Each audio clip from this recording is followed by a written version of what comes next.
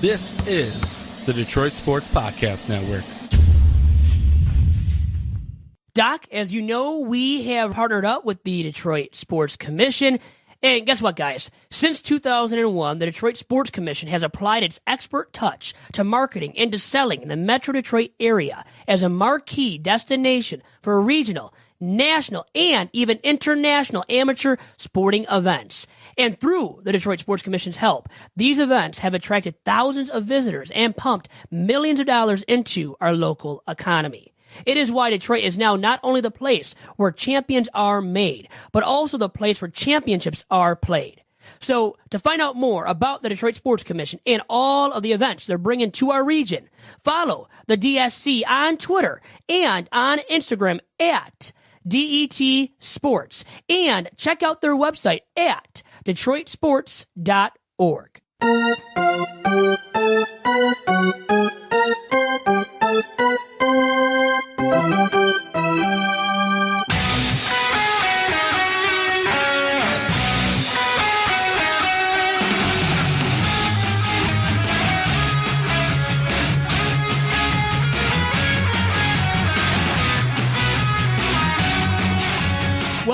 Welcome to the freshest, the latest edition of Tigers Talk with Chirco and Company. I am your host, Vito Jerome Chirco, along to my usual sidekick and partner in crime. That is the Doc from Doc and Jock, John Charles Macaroon. John, how's it going? Vito, unbelievable podcast that we're about to record. The Tigers did it, man. In the last 7 days, I know in the previous 4 weeks, I know you've checked out. I've kind of been checked out as well with the Tigers. I mean, I even went on vacation, went out to Traverse City with the wife, didn't watch a whole bunch of Tigers. And then last Thursday happened. My goodness. And I got to give you a little bit of grief because where were you? Were you asleep? Because I would have thought that the host of the Detroit Tigers podcast would have been blowing up Twitter. But it was me, your co-host, that was all over it, going back and forth, wondering, what the hell did JV veto this trade? What the hell's going on? Trying to reply to all the media reports. But, Vito, let me tell you something. It was one hell of a ride when that night happened. Where were you? I was at the Free Press. That's why. So actually, a guest of ours on this week's podcast is Marlowe Alter. He was handling the web. He's a web editor for the Free Press and the sports section at the Freep. Was doing the web, handling those duties when the news was breaking that Verlander was going to be traded just before that waiver trade deadline last Thursday. So this officially is the post-waiver trade deadline edition of Tigers Talk with Chirco and Company. And Verlander obviously was dealt, but also Justin Upton earlier in the day. And that was crazy. I didn't see that coming. But I think, Doc, after Justin Upton was dealt, we kind of thought that Verlander could be traded then, before that waiver trade deadline last Thursday, Doc. And our in-studio guest, Dom, is back again. And Dom, where were you when this happened? Because what I was doing was I was listening to another podcast on this network, kind of doing some fine-tuning, some editing. All of a sudden, I see that Justin Verlander and the trade talks with the Astros is heating up, and it goes back and forth, and I'm watching, and I'm seeing the reactions. And for me, it was a situation where it kind of hit home that, wow, not only are the Tigers trying to shed some payroll, they're actually doing a rebuild. And finally, Alavila came out and said it's an actual rebuild. I mean, when you shed $170 million in salary in a 24-hour span, and what we've seen in the last 7 days of baseball, wow. Where were you, Dom? I actually fell asleep at the time. I figured that Verlander would stay put. I didn't realize how much traction the Astros and Tigers were able to build for themselves to make a trade, fester off a trade there. And it happened at the last minute. And then I woke up the next morning and I was surprised at the haul the Tigers got just before the deadline. So Vito, break it down. What did the Tigers get for Justin Upton in the move that was made earlier on Thursday during the waiver period deadline? Well, they got a starting pitcher, fifth starter at best, Grayson Long. Yes. And he's nothing sexy, no top prospect. So I would say for Tigers fans looking at him and what he will bring, he might never bring anything of value or relevance, but it was more of the fact that the Tigers, I think, found out that Upton was going to opt out anyways, so they thought to themselves as a front office, well, let's try to get something for him while we still can. And maybe they also feared a little bit that even though he had said that he would opt out, that maybe he would opt in, and they wanted to get from under that big-time contract that Upton would opt into if he did actually opt into that deal, that remainder of the contract that he had signed with the Tigers. Do you believe Justin Upton, though? He came out and said there was really no talk with his agent regarding opting out, and he was a little bit surprised, but in the end, he ends up with the Los Angeles Angels of Anaheim, and my goodness, him and Mike Trout, for the foreseeable future, if he decides to stay there, my goodness, that's an opportunity to do some things offensively for the Angels. They pick up a guy that was doing some things, really one of the key offensive weapons for the Tigers. And I feel like when I saw what Keith Law wrote regarding Grayson Long, he says he's got an okay fastball, but his number 2 pitches leave a lot to be desired, and he needs to work on a number 2 pitch if he's going to be a 2 or 3 starter in Major League Baseball. So I kind of felt like, you know what? So for me, I kind of looked at it like Al Avila was just trying to get a contract off of the books, and to try to get anything from the Angels was something that was good enough for the Tigers. But, I mean, if Long doesn't pan out, it's just another prospect that we got for a player that many people valued for the Tigers. Yeah, Dom. And Long did struggle yesterday in his outing with Erie. He gave up 6 runs to Akron on 8 hits with 3 strikeouts and 4 innings. He allowed a homer to top prospect Bobby Bradley. The Rubber Ducks jumped out to a 6-0 lead there. But yeah, the reports on Long are that John, I'm echoing John a little bit, Doc, with the Grayson not being able to throw the secondary pitches for strikes. He got behind the count. 6 of the first 7 batters he got behind on one ball counts.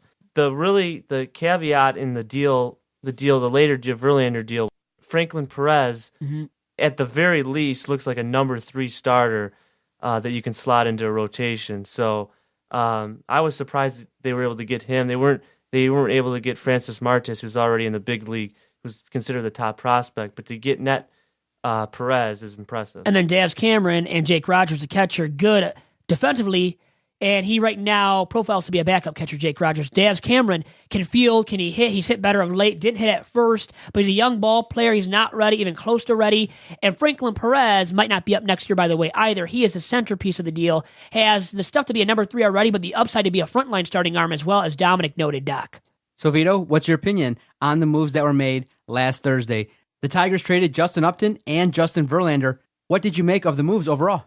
The only 2 things I really thought of in terms of negativity to speak of regarding Avila maybe waiting to deal those 2 guys or not waiting long enough, well, for Verlander, maybe until the offseason when he could have maybe netted more in return. I thought of that at first regarding that Verlander trade, but to circle back to the Upton trade really quick, I had thought to myself, the only negative aspect of it may have been that, well, you kind of had the indication that the inclination, right, of Upton was to opt out at the end of the year because the Tigers weren't going to contend in 2018 because the Tigers aren't going in that direction to try to win in 2018. So if you kind of knew that in the back of your head, even though it wasn't ever confirmed by Upton and his group of representation yet, maybe you could have jump-started some trade negotiations earlier and around the time of that non-waiver trade deadline, and maybe they would have netted more in return for Upton at that point because Grayson Long is nothing of value at all once again.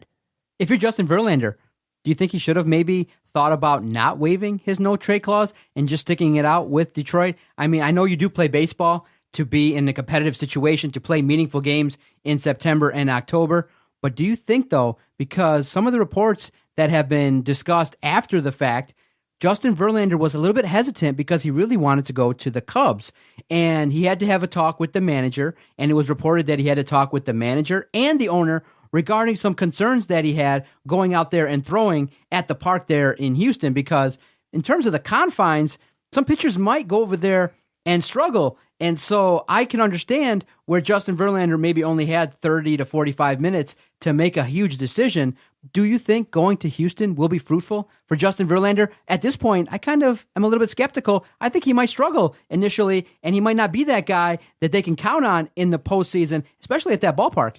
He's not going to win at Motown the next 2 years, so I think he viewed it like that. And the Dodgers and Cubs weren't going to deal for him. The Dodgers have enough, but they don't need him, don't want him bad enough, so they weren't going to deal for him.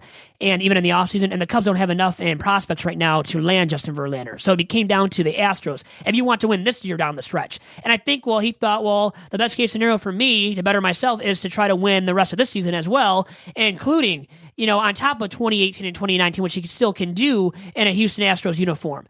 And the Astros benefit big time by getting him and giving up a quality return that the Tigers got, in terms of package of prospects, but the Astros still didn't give up their number 1 and number 2 prospect, and they netted Justin Verlander, who will help immensely down the stretch, and a lot more than Dallas Keuchel ever can. Their Lance McCullers can now, being hurt. So I think for the Astros, they had to make this move, and it helps them out a ton, down. Yes, and they're pretty much set as far as they were able to give up a little bit in their farm system to net Verlander in this deal, because they had, like you said, they didn't give up the Kyle Tuckers, the Derek Fishers, the Francis Marches of the world.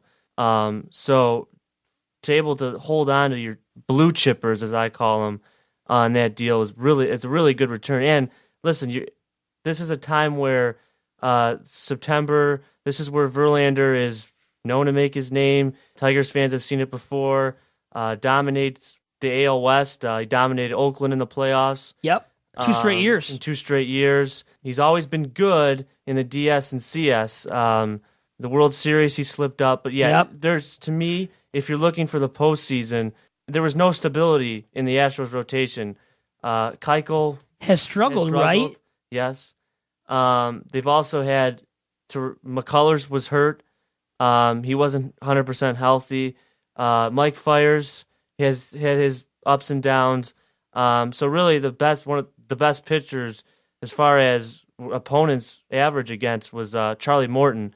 And I don't know about relying on Charlie Morton in the playoffs. Well, Dominic, I think Trump knows more than us, our president. He tweeted out, hours before that Game 3 of the 2012 ALCS, a tweet about Verlander saying that Verlander is great. He loves that word, but he said very beatable, Verlander is. Does not have a good ERA in playoff games. Well, actually, he does outside of the World Series, which now I'm thinking about the ALCS, him going up against the Indians, who he has mightily struggled against. Yeah. We all thought I've thought of yes. that. Yes, we thought that too, because Houston was gripping. I mean, at the time when the trade deadline hit and they didn't make a move, everybody was like, oh my goodness, they might have blown an opportunity to take that next step. But I like what Houston did in that the Houston Astros are going to be on the hook for $40 million of the $56 million that's left on his contract. The Tigers are forced to pay $16 million. So for Houston, who's done a good job kind of being, fiscally responsible, they can afford to take on a little bit more salary. And a guy like Justin Verlander, if you're going to make that move to try and appease your players, appease your fan base, that's, I guess, the guy that you can go out and get, and you have the Tigers pay a little bit of it. So you're not exactly paying the full price for Verlander. You're paying $20 million a year for him. That's not bad. No, that's a going rate for a starting pitcher on the open market if you were to sign him right now. If he keeps up his numbers and with his legacy, his prestige and tradition as a great starting pitcher, he would get that on the open market annually. So the Astros almost get a bargain, or they get him at the rate that he would have gone for anyways, because I don't know if he would have gone for 25 on the open market, but I think right around 20, right? 18 to 20 million he would have demanded as a free agent, down. Yeah, absolutely. And another thing I was going to say about the Indians, they have the other former counterpart in the AL Central, Chris Sale's number as well. That's going to be interesting to see come playoff time how much success the Indians are able to get with having that experience against 2 perennial aces that they've seen in their division before come playoff time. That's going to be difficult for the Red Sox and the Astros to overcome the Cleveland Indians now. I think that's a big stumbling block for those teams. And Dom, I love what Doc said too about how the Astros finally ponied up and did it for Verlander. I think for the right guy, because you look at these teams that spend all this money, rich, lavish contracts for guys that really aren't, good enough. Don't warrant it. Verlander, they're not, paying him as a free agent, but like I said, $20 million annually now for a guy that has won a Cy Young, has finished runner-up twice for a Cy Young, has won the MVP and Cy Young in that same season. Obviously, should have won it last year. This guy is legit. I mean, so I think you pony up for a guy like this. It makes the most sense in the world for a team that has been fiscally responsible in the past, like you said, Doc. And we just got a chance to see what the Indians are capable of doing when they came into Detroit and swept us. When they get on a roll offensively, oh my goodness, the Indians are a tough team to beat. And you got Francisco Lindor, who's just tearing the cover off of the baseball. They got decent starting pitching. Obviously, Tito Francona, upper echelon manager. I was greatly impressed with what they came and did to the Tigers, because when you come in, similar to KC a little bit, they let up in that opening game versus the Tigers. When you come in and you see a team like the Tigers and they're playing atrociously, and you just see that, they've sold off a bunch of their assets, you may let up a little bit thinking, okay, we got it easy. Did Cleveland do that? Hell no. They just came into Detroit and they swept the Tigers in a 4-game series. Do you know how hard that is to do, to go into a place and win 4 consecutive games on the road? And not only that, they won in convincing fashion. Obviously, the Tigers threw out a garbage lineup night in and night out, but at the same time, Cleveland came in, and you got a chance to see what a great matchup that would look like in the postseason. Cleveland versus Houston, I'm getting my popcorn ready, and I'm watching that. The Tigers really quick went from a playoff contending team with everybody on the roster to start the year to this laughingstock. Perhaps a laughingstock in the American League, not in the National League. The National League is really bad and worse than the American League. But I would say, in terms of the bottom teams in the NL, but in the AL, among those bad teams, the Tigers might be at the very bottom right now with how they look as a roster, Doc. Many people said, and I'm sure you guys did as well, when the first couple lineups were set up, oh my God, we were looking like, who the hell are these guys prior to Candelario being called up? You have guys that nobody's ever heard of. And I think I tweeted it out to you guys, and I asked everybody, I said, oh my gosh, Corey Kluber seriously has a chance to throw a perfect game against the Tigers. And he came out and he dominated whatever lineup that was put out there. And when you start to see some of the lineups, and especially the starting pitching rotation, it's laughable. Artie Lewicki. You're seeing Chad Bell get extended innings. You're like, oh, wow. This is a situation where we all wanted him to tank, but this looks like a concerted effort to throw out as many young guys as possible. They don't care about winning anymore. And that's fine because, hey, if you get a top 5 pick, you have a chance at least to start the process of rebuilding through the draft and continuing to see what these prospects are doing. So for me, while it's quite laughable to see on paper and to see what the heck's been going on the field, we understand what's going on. But the part that has to be asked and debated is, do we have confidence that the prospects that are going to be utilized by the Tigers, are they going to come in and do some things? Because many people are thinking, okay, yeah, we got prospects, we got a bunch of young arms, but there was a time, Vito, just a little bit before your prime, when the Tigers tried this with Randy Smith, where they had a bunch of young talent, they didn't spend a bunch of money, and it resulted in multiple losing seasons. It was only until Mike Ilitch started opening his checkbook and paying for talented individuals that were established, a la Pudge Rodriguez, Kenny Rogers. Then you had a Verlander who came up and emerged from the draft. That combination led to the results for the Tigers. We haven't seen in damn near 4 decades the Tigers being built this way and having success. You can be cheap, but the caveat and the part that makes me skeptical and a lot of fans is, can you win with prospects? Many people are skeptical and many people are panicking. I think we have anemic, despicable baseball at Comerica Park looming at large the next 2 seasons, to say the least. And the front office and the organization, Dom and Doc as a whole, are embracing hashtag Team Tank. I think they really are, and I don't even know if they're going to spend a penny on a free agent in the offseason as a veteran stopgap for their rotation, for other areas of the need on their big league roster. And that's what scares me a little bit, but I am also at the same time, guys, embracing this team tank mode because you benefit. You benefit with higher draft picks at the top of the draft. All of that helps you build a club that is better off, much more well off for the future. And we have to talk about, after this little break that we take, we have Marlowe Alter of the Free Press and Ryan Ford after him joining us on this week's edition of Tigers Talk. I want to talk about Brad Ausmus being brought back for a 5th year and why, once again, I think it will actually happen, as despicable as that sounds. And also, why isn't he batting Jose Iglesias second? It's a point that my dad brought up. We have to give him credit for that. I think he is, but I think the dummy might be brought back for a 5th year. But before we dive into that, once again, Marlowe Alter of the Free Press and then Ryan Ford of the Freep are joining us on this week's edition of Tigers Talk. We'll be right back after this quick commercial timeout. And Doc, as you know, our newest sponsor is the Eastside Youth Sports Foundation. And if there is one thing that we do know, Doc, it is that Detroit fans really love their sports. That's why you are listening. Whether you're an armchair jock, GM, or an all-star player, you can help the next generation get into the game too. The Eastside Youth Sports Foundation provides opportunities for boys and girls alike to experience a huge variety of sports, including baseball, football, yoga, and hockey. Because remember, kids who play together stay together, making new friends, learning teamwork, and making better choices. Girls and boys who are actively engaged in sports do better in school, live healthier lifestyles, and make better choices. So now you may be wondering, how can I help? Well, if you would like to help, you can support the Eastside Youth Sports Foundation in its upcoming Try Sports for Free Day. September 23rd is the date for the Try Sports for Free Day.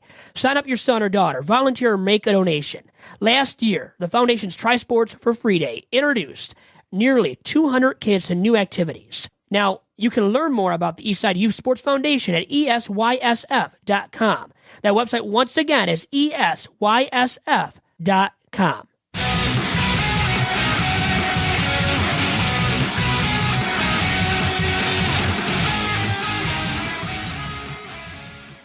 And now joining me on this week's edition of Tigers Talk is Marlowe Alter, Free Press Sports Web Editor.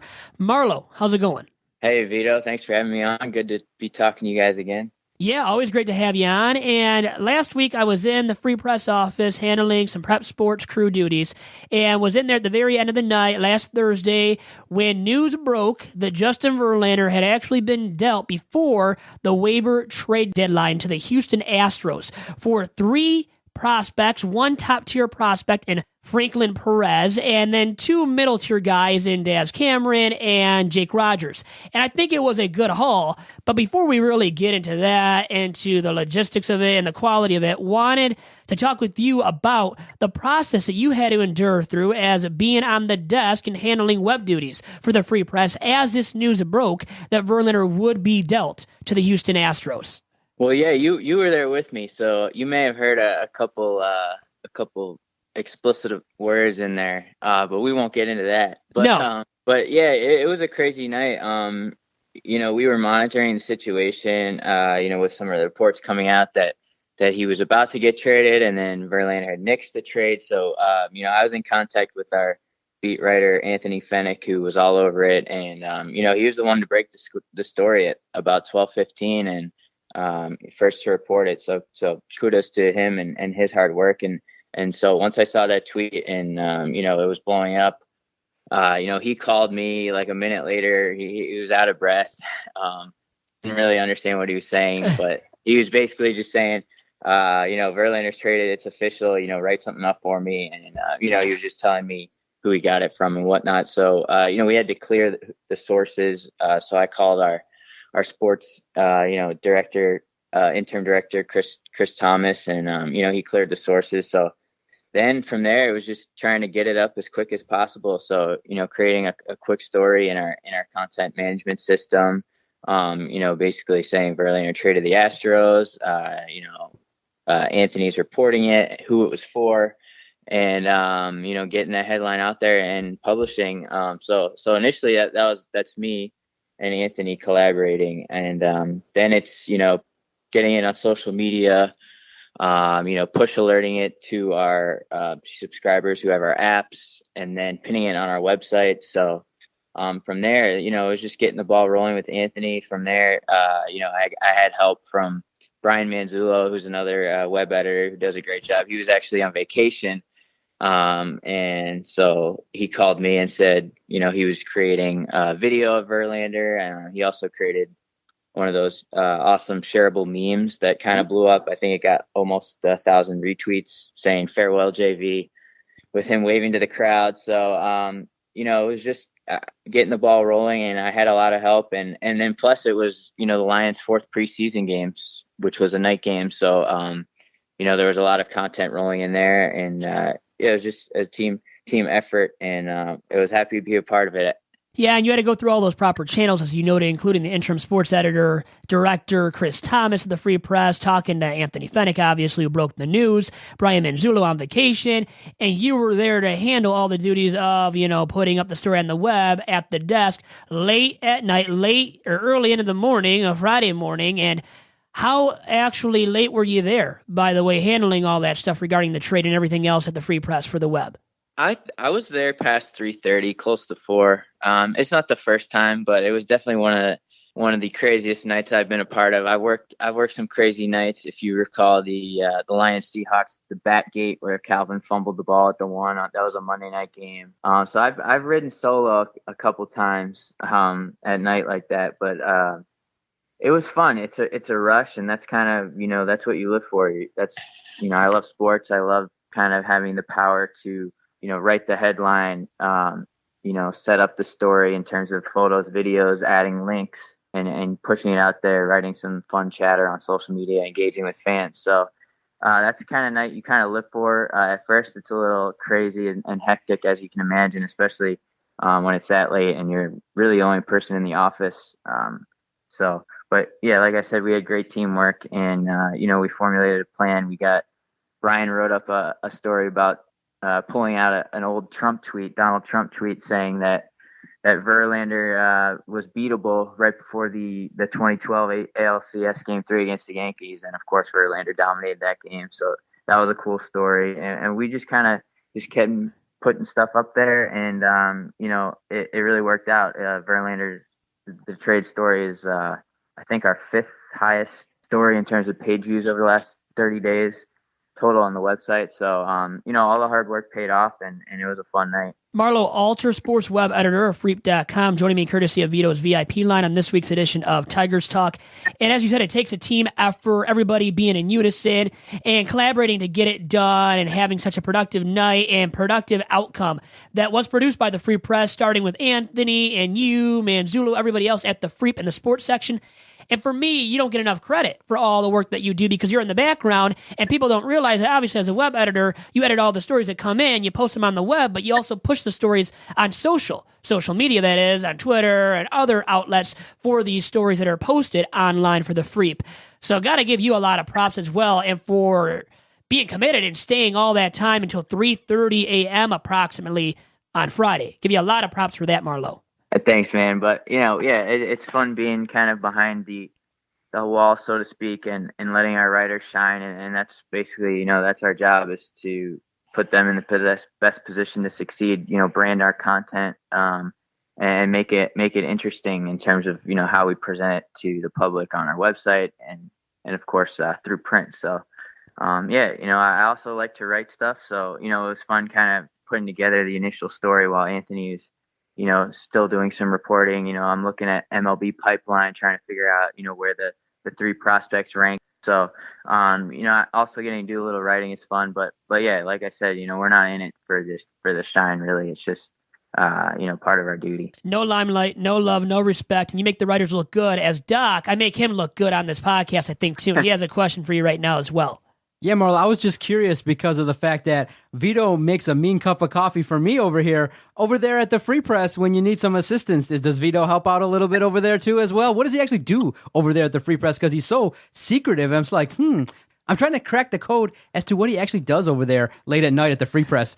Vito's an integral part of our operation, especially in, football season, high school football season, now that, some of our veteran, high school reporters have departed, like the great Mick McCabe. We kind of had to reshuffle our organizational chart, and so Vito is a huge part of that. So he's in there answering the phones, talking to coaches, kind of running the whole prep crew show, I guess you would say.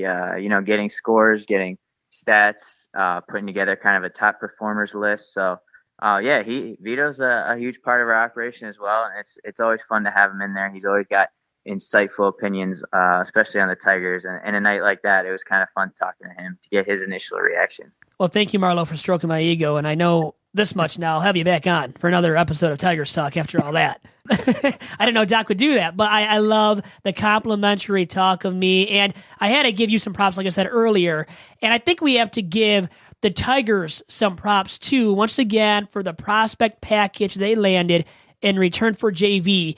And really quick, what grade would you give the Tigers for that return that they got from the Astros? Mainly, I'm just happy that they kind of pulled the trigger finally. It's kind of been, people have been talking about rebuilding for a couple of years now. And, to see them kind of bite the bullet and realize that, this team with the older veterans that they have, this era of Tiger baseball is, the chapter is closed. The book is closed on that. So I give them props for making that move. It's a gutsy move. It's tough. Verlander's obviously been the face of the franchise for over a decade now. No one really wants to see him go, but obviously it's best for the organization. So, in terms of their haul, obviously we don't really know much about, Rogers, Cameron, and Perez, but Perez is highly rated. I think he's a top 50 prospect according to Baseball America and MLB Pipeline. So, if you can get a guy of Perez's caliber for, an older pitcher like Verlander. He's 34. He's got a ton of money left on his contract. I think that's a good starting point for the Tigers in terms of their rebuild. Marlowe, I'll leave you with this. You know all about rebuilding with your Philadelphia Phillies. And how would you compare this Tigers start to their rebuild to the Phillies and what they have done via their rebuilding mode that they have entered in and have been in the midst of for a few years now in Philadelphia? I'm glad you asked me that, Vito. I always love to talk Phillies, even with their struggles being the worst team in baseball. But I think it's a good comparison because if you look at the Phillies, going back 5-10 years, they won 5 straight NL titles, won a World Series as well. NL East titles, 5 straight NL East titles, won a World Series. And then the bottom kind of dipped out, and they were an aging team, and they kept holding on to guys like Ryan Howard, Jimmy Rollins, Chase Utley, Carlos Ruiz, Cole Hamels. So, they waited too long, and it ultimately cost, the GM his job, Ruben Amaro Jr. But before he left, his huge deal finally was trading Hamels to the Rangers in 2015. I think they got 3 top 60 prospects from the Rangers. Hamels different than Verlander. He was 31 at that point. I think he had 4 years left of team control. But that trade finally pushed the Phillies forward in terms of their rebuilding. They didn't have a ton of resources after competing for that long. Making a bunch of trades just like the Tigers had, and just like the Tigers, both of their farm systems were languishing and needed a jump start. So that was a huge trade for the Phillies, and it hasn't paid off yet. Obviously, they're still really bad, but they got one of the best farm systems in baseball. A ton of young talent that's exciting. And the Tigers, we'll see where they go from here. They got a lot of young guys. I think their top 10 prospect list doesn't even have anyone even at AAA other than Candelario, who's obviously called up now. So, Tigers fans, I would just say be patient. It's going to be a few years before you start to see the fruits of the labor in terms of this rebuild and the results of this trade. So, don't jump the gun. Follow the prospects. It'll be exciting, but the Tigers are going to stink, and you just got to stay patient because it's going to be quite a trek. Trust the process. And you know a bit about that through your Philadelphia sports fandom with the Sixers, I know as well. And you have to embrace the rebuild and embrace this process that the Tigers are going through as a club that is trying to get better for the future. And we always try to get better each and every single week on Tigers Talk, and Marlowe Alter, he helps us do that at Tigers Talk every single time he does appear on the podcast too. Marlowe, I'll leave you with that. Have a great day, and I'll talk to you again soon. Vito, your transitions are gold. Doc, thanks for having me on. Trust the process. That's the motto that Tigers fans need to live by. I love it. I'll talk to you, Marlowe. Have a good one. And now joining me, rolling right along here on Tigers Talk, now joining me on this week's edition of Tigers Talk with Chirco and Company is Ryan Ford of the Detroit Free Press. Ryan, how are you doing? Excellent, Vito. How about yourself? Very good. And you're a man that has designed these front pages of the sports section, these gizmos for many years, and you're very awesome at doing so. I know you know that, and you've heard about it from others. And so got to get some feedback from you about some front page designs and gizmo productions that you have made in the past of now former Detroit Tigers ace right-handed arm Justin Verlander, now a member of the Houston Astros after being dealt just before the waiver trade deadline last week in Major League Baseball. And so I read up a little bit and found out, and actually I think through a tweet of yours, that you designed the front page of sports for his no-no in 2007 versus the Brewers, plus his near no-no versus the Pirates in May of 2012, and had some awesome gizmos as well produced to commemorate JV going 24-5 and winning the American League Cy Young Award in 2011. So after all that being said, what was your best page design that you did of a front page design of JV or a gizmo that you did of JV in the past? I think probably my favorite one, when it's all said and done, is after he won the Cy Young in 2011. We did a poster page looking back at his season and breaking down game by game the strikeouts that he had, both swinging and looking, as well as looking at other Tigers pitchers who'd won the Cy Young and the MVP. That was just kind of my favorite. We had a great studio shot of him And then also, it was actually sponsored by Meyer at one point, so there's some product placement. And so they bought a few that had it ran in the paper with their ad on it. And then we did a separate glossy version that didn't have their ad. And we had a quote from JV on there. And it's been mass produced. You may see it hanging up in various bars or reputable establishments. I know there's one hanging at my favorite watering hole just down the street here, so it's always kind of nice to see that on the wall. At the Anchor Bar, right? That's what you're speaking of, correct. That you're frequent. Yep. And I've been there myself. Don't frequent like yourself, Ryan, but I know it's a must-go-to bar for those guys that work at the Free Press and the news like yourself. And how hard was it for you to design the front page and that gizmo that you did of Verlander for the Freep sports section this past Sunday? I mean, it was very bittersweet. I will say that because honestly, I've been a big JV fan. He made his debut in 2005, but started full time with the team in 2006, which was my first year in Detroit. So pretty much my entire time going to Tigers games has been watching him every 5 days. And that's just been honestly worth the price of admission every time, or almost every time. So it was bittersweet, but at the same time, I'm happy for him. Happy that he'll have a chance to play for a contender, which the Tigers certainly aren't going to be anytime soon. And I grew up an Astros fan, so seeing him in the Astros gear, while it's completely jarring at times, I'm kind of excited. I'm excited to see what he'll be able to do in Houston. It's a perfect time to be a Houston Astros fan. Maybe not to be a Detroit Tigers fan, obviously, for all of us suckers that have to deal with the losing now that they have to endure through for the next 2 years, at least in my opinion, accounting for 2018 and 2019, maybe being respectable by 2020 again. But that might be a dream as well, a big dream, So I don't know what you think about that, but I guess I will ask you, when do you think they will be winners or at least semi-relevant once again in Motown? Well, I mean, if the prospects they've traded for pan out, I mean, certainly not all of them will. It's very rare for every prospect in a trade to pan out, but if 2 or 3 of them pan out, they make some solid signings down the road, I think they could be good again in 2, 3, maybe 4 years. I would say 4 years is sort of the outside. I mean, you have to remember, they lost 119 games in 2003, and by 2006, they were in the World Series. That sort of rebuild doesn't happen very often, or that quickly very often, but it is possible.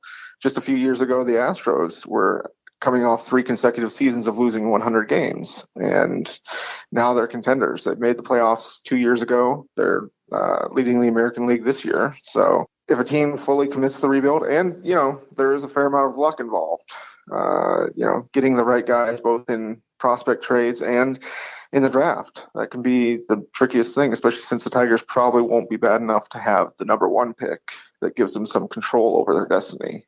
But I think, I would say they could be contending again in 3-4 years. Now, most importantly, regarding your Houston Astros, a team that has been full of success already up to this point, might win it all as well this fall. And I'm kind of hoping they will now with JV as part of their rotation. He is the ace of that rotation, and I believe the Astros needed to acquire him, Ryan, and should have done so a while back because Dallas Keuchel, Lance McCullers, I don't think they're good enough to lead a rotation to the Fall Classic and to actually get it done, especially when you got those mighty tough teams in the National League to go head-to-head with if you get to the World Series that you have to go head-to-head with.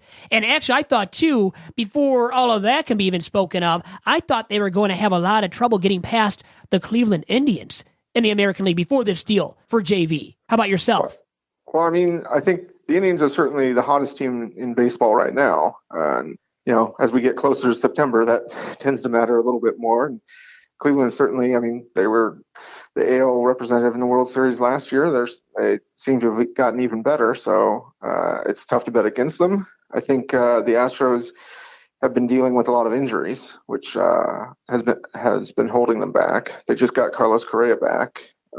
They lost George Springer for a while. As you mentioned, Dallas Keuchel, Lance McCullers, even Colin McHugh, they've all spent serious time on the disabled list. I think they absolutely needed to get JV. I might make Keuchel my ace of the playoff rotation and have slot JV in second, but I think it's definitely 1 and 1A for those two guys. And beyond that, McCullers or McHugh should be fairly solid in the first top three of the rotation. I mean, obviously, there's going to be a lot of offense. That's the thing that the Astros are built around. And, it'll be interesting to see how they fare against Cleveland's rotation. Corey Kluber is in full ace form, and it's really tough to go against him in any short series, especially if he can start 3 times in the series. Yeah, Kluber's in full Klubot mode, right? I think that's the best way to put it for the Tribe, and that's a good thing for the Tribe, who I think have a great shot at getting back to the Fall Classic, and I could see them upsetting the Nationals, upsetting the Dodgers. I think, well, for sure it would be an upset of the Dodgers, and I think they could pull it off because of the rotation, which is really performing well right now at the best, most opportune time, but also because of that strong back end of the bullpen, and they can hit the heck out of the baseball. As one of the best hitting clubs, in my opinion, in all of Major League Baseball now. So I think they have the formula for success, and not only to reach the Fall Classic, but to actually to capture a World Series championship as well. And I guess after that diatribe I just went on, I wanted to play a little game of Big Vito's over-under with you. And regarding your Houston Astros, and it's over or under 50% that your Houston Astros win it all in 2017. I'm going to take the under, just because it's in playoff baseball. Almost anything can happen, and usually will.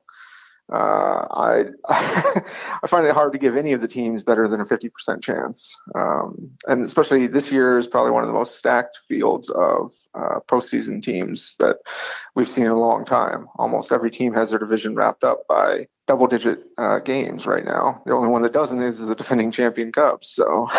And, you can't count them out in the postseason either. No. Yeah, the Cubs could surprise. They could be, they're not a dark horse. You can't label them as that, but I think they're that one team that you take lightly. They will surprise you, and they could beat you in a series in the playoffs, definitely. Absolutely. Yeah, we'll have to see. Certainly their rotation isn't what it was even last year, and their hitting has struggled at times, but a short series, you never know. Yeah, they were there. They have that experience, and they've won it now, so it's about their rotation, though, and how good it can be and will be. And if it's good enough, I think they could get it done and upset the Dodgers even. And I keep speaking of the upset, but I think an upset could be on the horizon because the Dodgers have mightily struggled in recent memory, too. And we can dive into that later on a future episode of Tigers Talk, Ryan, as I'll let you go with that. Sounds good. All right, Look Ryan. forward to it. Thank you much, man. You have a great day. All right. And back here on Tigers Talk with Chirco and Company, Dominic Chirco is in the studio with me. That was Marlowe Alter first, and then Ryan Ford, both of the Detroit Free Press. Marlowe breaking down the process for what it takes to break a story, to post it on the web, to push it, and to confirm it through all the necessary channels that he has to go through as sports web editor at the Detroit Free Press. And then we came in touch with Ryan Ford, who's been on here plenty of times, as Doc knows, you know too, Dom, and he broke it down, the trade, from a few angles, and broke down kind of, what he has had to do with, producing the front page designs, the gizmos, and his favorite one that he's produced in the past of Verlander when he was donning the Old English D, which, sad but true, guys, we have to accept the fact now that he will never, at least for the foreseeable future, will never wear that Old English D, Doc. Now, by the time this podcast is released, Justin Verlander will have pitched the first time for Houston, I believe on the road versus Seattle. He's coming out saying he's very nervous. It's kind of exciting times for him, knowing that he's pitching for a new club. It was very odd to see the Houston press conference, seeing Justin Verlander wearing that jersey, seeing him throw bullpen sessions, with the Houston Astros. But, Vito, what do you think? Do you think that Houston made a solid investment in picking up Justin Verlander? Is he going to be successful over there, or is he going to struggle because of the fact that fans can be finicky? They can turn on you real quick. He basically is viewed as the guy, like the Brendan Shanahan of the Red Wings, where he was brought over, and once he came over to the Red Wings, brought them a spark, a life that helped propel them to win multiple Stanley Cups. Justin Verlander is considered the piece, the addition, the guy. Do you think he lives up to the hype and does the job for the Houston Astros?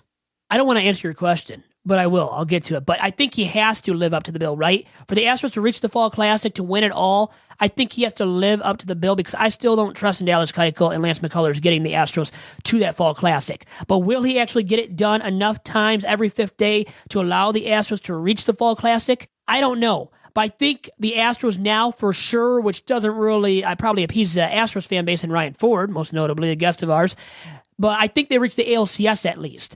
But still getting past the Indians, I don't know. That's hard to say this far in advance, but I guess because we have to be prognosticators every once in a while, I'm going to say that it still doesn't get them past.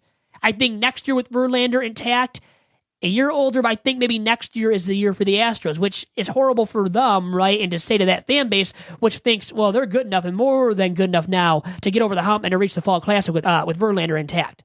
See, Vito, I'm of the opinion that, you know what?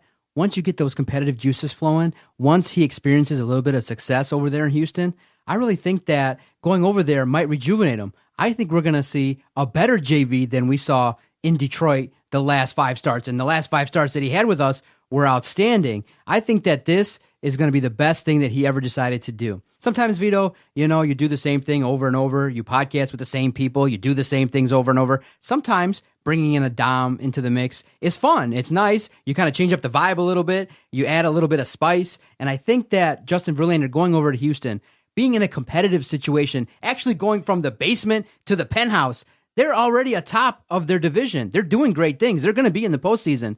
I think the competitive juices flowing for Justin Verlander are going to make it where he does a really good job. And I really feel like he deserves it. And so some people messaged us on our Twitter page at Detroit Podcast. They were like, I don't want to see Justin Verlander win in another uniform. For me, I usually kind of believe that once a player leaves Detroit, then I don't root for him anymore. But Justin Verlander created so many great memories, and you can share a couple of yours that you recall from Justin Verlander. But for me, I'm rooting for the guy to have success. And if it ultimately results in him winning a World Series, it'll be nice to see, but it'll definitely sting because of the fact, I don't know if you guys noticed, JD Martinez launched 4 home runs for the Diamondbacks, only the 18th Major League Baseball player to ever do that in a game. Unbelievable stuff. You've seen Robbie Ray carry a perfect game through 4 to 5 innings. And so you guys are seeing a lot of Tigers being sprinkled across Major League Baseball and having some success. And for once, I'll put my homerism aside and I'll root for Justin Verlander to get that ring, even if it's not wearing the Old English D. The biggest and most favorite moment of mine of watching Justin Verlander as a Tiger was on June 12th, 2007. What does that night represent, Dominic, in Detroit Tigers history? The no-hitter thrown by JV against the Milwaukee Brewers. And we were just watching the highlights of that last inning. He had some filthy stuff. And in the slider he threw to Graffinino was disgusting. The slider, the curveball, the fastball reaching triple digits in the 9th inning. And he was a youngster who could hurl at any speed and locate his pitches anywhere at that point. But guess what? He's still doing it. He is still doing it, which is crazy for this guy that is past 30. You would think is past his prime at least a tad and started showing it in 2015, maybe in the first half of this year. Now has reclaimed his great fastball and the velocity.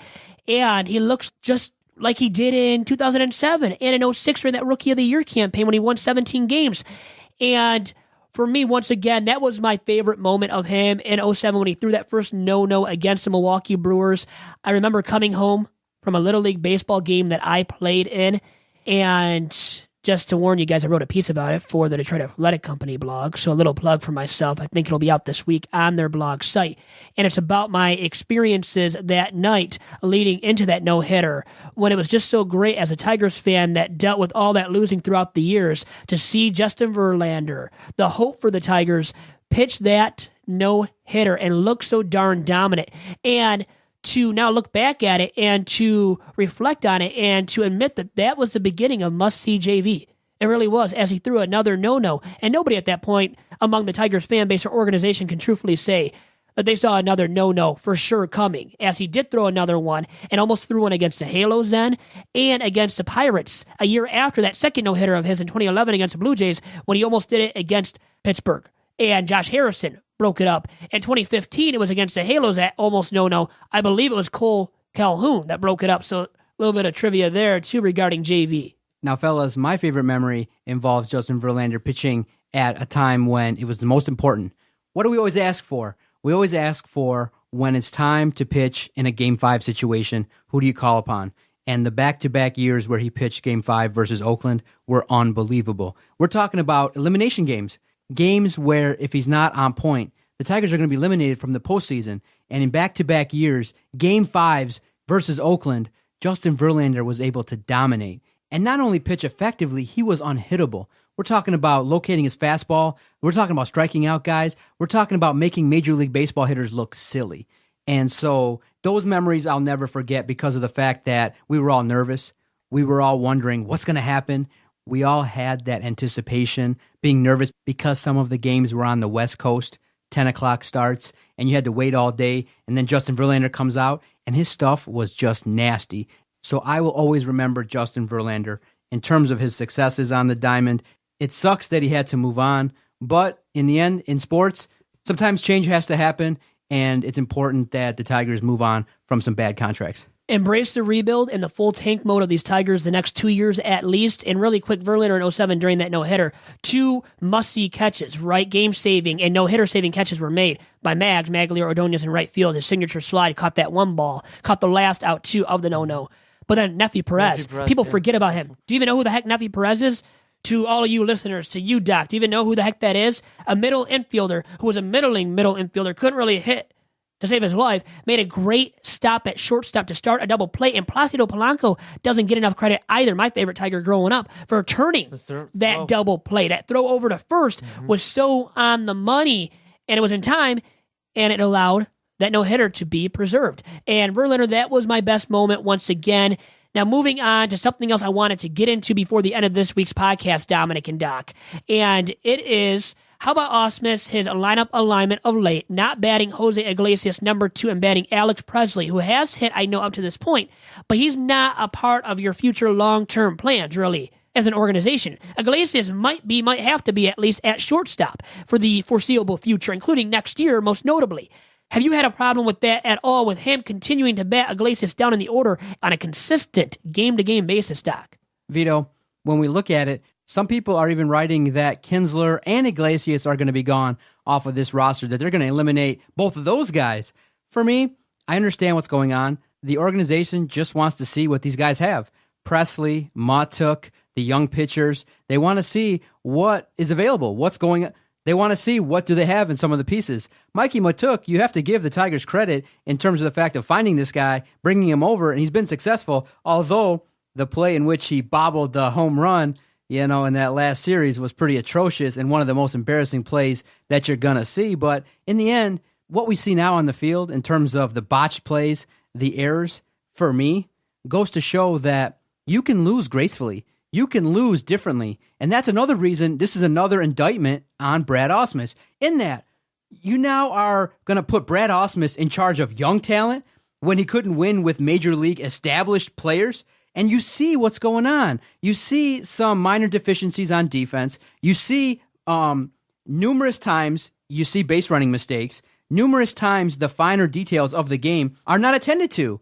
So how are you going to sell to a fan base keeping Brad Ausmus to manage this group of players? Hell no, because they're not going to get any better. People will say, well, it doesn't matter. The team is going to be garbage. No. You can go out there and play losing baseball and have it look different than what we saw versus the Indians in KC. They look disorganized. They look like they don't care. They look like, a team that's just said, well, we lost our best players, so we're just going to rein it in and mail it in. And I say, no. If you're going to actually complete the rebuild and do the job, it doesn't matter what Brad Ausmus does in terms of the lineup, in my opinion. I think that he's inept, and I think that it's time to move on to a real manager to help bring along younger talent. Because if you have Brad Ausmus managing younger talent, I think you're going to corrupt the organization for a decade. And I think that with a young manager that can bring about a new life, some fundamentals to young players, then I think maybe you could be in that 70 to 80 win range early on while you're trying to wait for these young pitchers to develop. But with Brad Ausmus, I think next year, if they announce a signing of Brad Ausmus for more years to manage this team, you're going to be looking at attendance maybe in the 10 to 15,000 a game range, because everybody on our Twitter page is livid at the notion of bringing back Brad Ausmus. And I think to complete the rebuild, to put your stamp on it, you might have to let go of the manager and the general manager and start over. Well, not Alavila. He was a scout. This is where he should have his expertise shine the brightest. So I think you got to give him some rope and a chance to prove his worth as general manager of the Detroit Tigers right now. Ausmus, I'm going to give him this much. It's been horrible. He's been inept. You said that inept. That's a key word I would say to describe his managerial tenure through 4 years as Tiger skipper. Going into a fifth, I think he'll get that chance to manage the Tigers next year because any way you slice it, they're going to lose 90 to 100. There's no chance they lose or win anywhere close to 80 games. There's no chance almost they win anywhere close to 75 games. I believe 70 and under. And like I said before on other podcasts, I would say 90 to 100 losses per season the next 2 years from the Tigers will happen. I'm going to guarantee that, and I think any manager you hire can't prevent that from occurring because the roster is so darn bad, especially when you look at it. Mikey Matuk, who made that glaring error in the outfield where he pushed it over the fence with his hand, and it looked like Jose Canseco's bobblehead kind of home run, the ball that bounced over or on top of his head and deflected off his head into or over the fence for a home run. It was pretty darn bad. But Mikey Matuk offensively right now is your best hitter. When that's the case of your major league personnel, that a guy like that is your best hitter, you know you're going to easily lose 90 to 100 in the foreseeable future. And I think the Tigers are due for that, and it's bound to happen next year and also in 2019. And really, again, to harp on Brad Ausmus, I don't think he's going to get fired because they view next year as a season in which there's not much progress that can be made. Now, I know you don't want to stunt the growth of any young players who are developing and will be up at the major league level. But I don't think Ausmus is really going to be the guy that really stunts their growth, though, totally. Hasn't always been the most well-equipped manager, but I think you give him the chance to manage next year, guys, because there's not a better solution to help you win. And you know what? Do they really want to spend money on a new skipper when they're going to lose as many games as they're going to? When your ownership group, Chris Ilitch, notably, is a cheap dude who might not even spend a penny on this roster in the offseason. So why would you want to spend hundreds of thousands of dollars at least to hire a new skipper? So I say go with the same, have a little bit of continuity, and you suffer through the repercussions of it, which is losing 90 to 100, and then maybe after next year, because you leave them out to dry, you fire him after next season because it's going to be so darn bad. Then you finally have the biggest reason that you've ever had to fire Brad Ausmus because they're going to lose a lot of ball games, so maybe 100 times. The onus, especially for a rebuild, is on your front office, your scouting director, your farm director. And if you're going to harken back to the Randy Smith days, you got Matt Anderson, Jeff Weaver, Eric Munson, Matt Wheatland, Kenny Baugh, Scott Morris, Kyle Sleeth from 97 to 2003 during that dark period of the Tigers franchise. Do you trust those guys to build through the draft now and build up the young talent, the young pitching talent, the Matt Mannings of the world, the Kyle Funkhausers of the world, the Bo Burroughs of the world?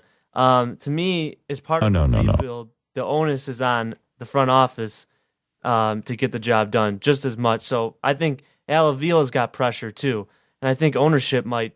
They got to give him the rope, right? Yeah. Give Al Avila the chance to shine a little bit as this expert scouter, right? Making the talent.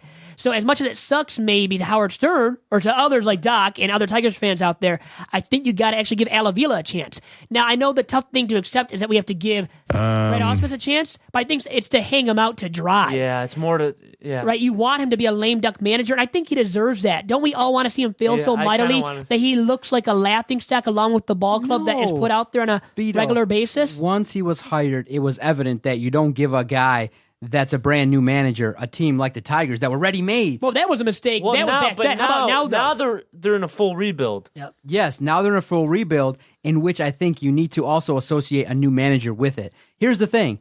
If you tie Brad Ausmus to this team for another couple years, you're not going to give him another one-year deal. I don't think Brad Ausmus would even accept that. I think, I was saying this too, not to cut you off. He should resign. Why not resign? You're only going to get a one-year deal. That's all he's going to get. But go on, Doc. No, I think that many people do feel like he is improving steadily. That the organization likes Brad Ausmus. I'm thinking that this is a guy that's shown what he is. This is a guy that cannot really do anything in terms of motivating his players. I don't think that in-game he knows how to manage in terms of being able to, make sure that the guys know what they're doing on the base pads, that they hit the cutoff man correctly, that in-game to when to properly bunt, when not to bunt, when to execute a hit and run. I just think the finer points of the game, sure, you can keep a locker room together. Sure, you can be a player's guy.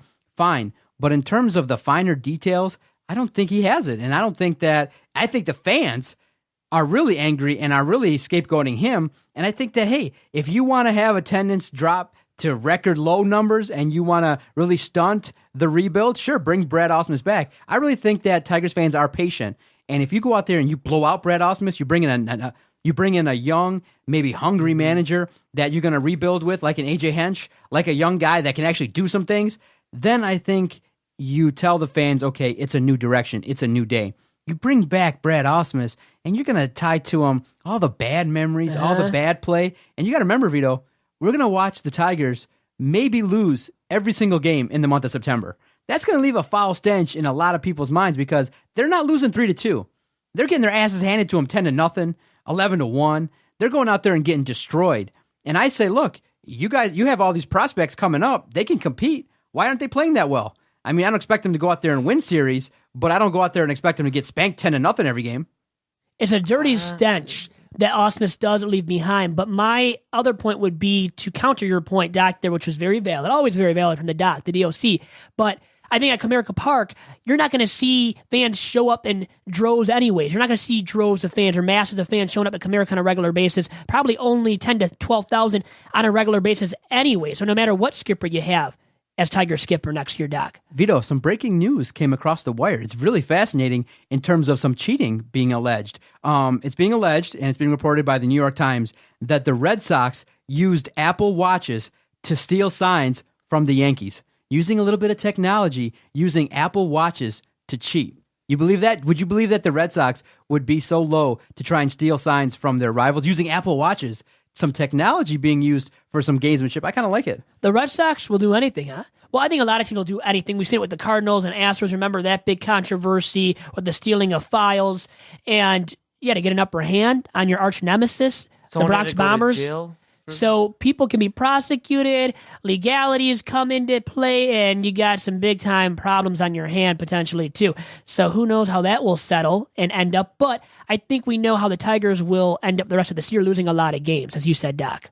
From my memory, you're 0-2 in your softball games in the last couple of years, right? Correct. You are right. I love how you remember that, Doc. Maybe we'll have to invest in some Apple Watches so you can do some better things on the diamond. Now, Dom, you managed against your brother, right? You're the winning manager, so I'll give you a chance to gloat a little bit. What made you a better manager than your brother? I think I know how to assemble the lineup better. I think Vito tries to play the nice guy card when he wants it to be a charity game, but I'll take it a little bit more seriously. And if my team, I know where to hit. If I know the player, I know where to hit the players in the lineup. So I think Vito kind of feels bad for some people and puts them in the... Well, it's harsh to say feeling bad for people. Don't tell the people that I feel bad for that I feel bad for them, I guess, in so many words, though, right? I don't want that being let out and spread to the masses, but he's the better baseball mind. I give my brother props for that, but also because it is for charity. Remember, that's the most important thing. It's for raising money for Make-A-Wish Michigan, and that's why I don't care as much about winning. So you're like the Brad Ausmus of softball managing. I suck at managing. I'm the Brad Ausmus of softball charity game managing. So I guess we can leave everybody with that note there. And thank you for bringing that up. I know I had to relive it, the losing. And I think the Tigers will have to endure through and live through a lot of losing the rest of this season and into the foreseeable future. Are you watching? Are you still watching some of the games? I mean, it's really tough. It is. I watched on Labor Day. That was tough. Every game is going to be tough. You have to see, though, you have to really, the best thing to get out of this is you see the development of these young guys and see what they become. That's the most optimistic point of view to look at the Tigers through. It is that you get to see some guys develop that maybe wouldn't develop or that you think are going to develop, and they become maybe even better than they were expected to develop. And the other thing we can take out of this week is when big breaking news happens, definitely check out the Free Press and the crew over there. They did good work this last week. They didn't get into any controversy. None of their reporters showed up on Freezing Cold Take. Yeah, and, somebody did from the competitor, right? From the competitor. Yes. So I'm kind of waiting for Vito's, I'm still waiting to see if Vito throws out any hot takes that get picked up by Freezing Cold Takes. But no, so far so good. Vito and the crew, they do a good job over there at the Free Press. And you can follow Vito on Twitter at Vito Jerome. Always enjoy talking baseball with you. And hey, even if the Tigers stink to the high heavens and they lose 100 games, we've been lucky the last 4 or 5 years in terms of talking about a competitive baseball team. Now we'll flip our script a little bit, talk about some prospects, really evaluate who's coming up, and we'll look at things a little bit differently on this podcast, and we'll start looking at the future. But we'll still be here. We're not giving up on the Tigers. We'll podcast each and every Wednesday on the Detroit Sports Podcast Network, your place to listen to quality audio broadcast and definitely breaking down the Detroit Tigers. Vito, you do a good job. Thank you. Big props once again to Anthony Fennick and to the crew at the Detroit Free Press for breaking the news that Justin Verlander traded the Houston Astros last week, and to Dominic Chirco for being here alongside me, and to Doc, as usual, being my sidekick and partner in crime on every single week's edition of Tigers Talk with Chirco and Company. Adios for now, and we'll talk to you again next Wednesday.